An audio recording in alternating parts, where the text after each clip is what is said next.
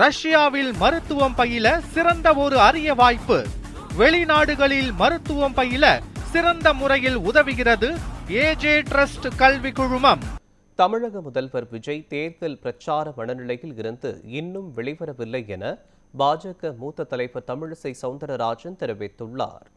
சென்னை திருவொற்றியூரில் செய்தியாளர்களை சந்தித்த அவர் தமிழகத்தில் சட்டம் ஒழுங்கு சீர்கெட்டு உள்ளது என குற்றம் சாட்டியுள்ளார். தமிழ்நாட்டில் இன்னும் நேற்றைய தினம் முதலமைச்சர் அவர்கள் திருச்சி சென்றிருந்தார்கள். அவர்கள் இன்னும் தேர்தல் பிரச்சாரம் அந்த மூடிலிருந்து இன்னும் வெளியே வராத மாதிரி தோன்றுகிறது. முதலமைச்சர் ஆயாச்சு, மக்கள் உங்களுக்கு வாய்ப்புகளை கொடுத்திருக்கிறார்கள், வாழ்த்துக்களையும் கொடுத்திருக்கிறார்கள்.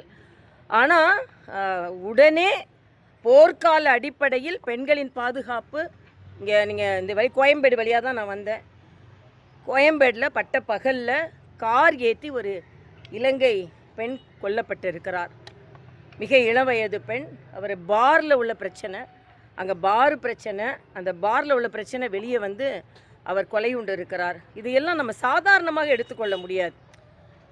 ஏதோ நான் 20 நாள் தான் ஆச்சு, 6 மாதம் யாரும் பேசாமல் இருக்கணும்னு சொன்னீங்க அப்படின்லாம் நாம் வந்து அதை ஒரு எக்ஸ்கியூஸாக எடுத்துக்கொள்ளவே முடியாது. எதிர்க்கட்சிகள் சொல்லத்தான் செய்வாங்க.